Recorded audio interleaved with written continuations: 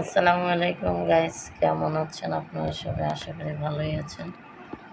দেখুন, সকাল সকাল ভেন্ডি নিয়ে আসলো। মা সকালে খেতে গেছিল, খেতে যেয়ে দেখুন ভেন্ডি নিয়ে আসছে। এই ভেন্ডি গাছগুলো কিন্তু আমাদের রোপণ করা, তো একদম ফ্রেশ। দেখুন এখনকার ভাঙা ভেন্ডি। এই যে মা ভেন্ডি ভাঙিয়ে নিয়ে আসছে গাছ থেকে।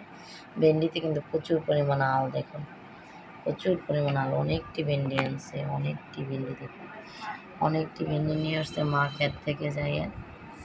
আবার যাইয়া দেখে গাছে অনেকগুলো ভেন্ডি বুড়ো হয়ে গেছে।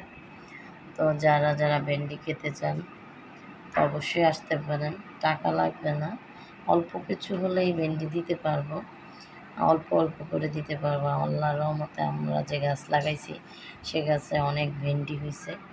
তো আপনারা চাইলে ভেন্ডি নিতে পারেন, দিতে পারবো।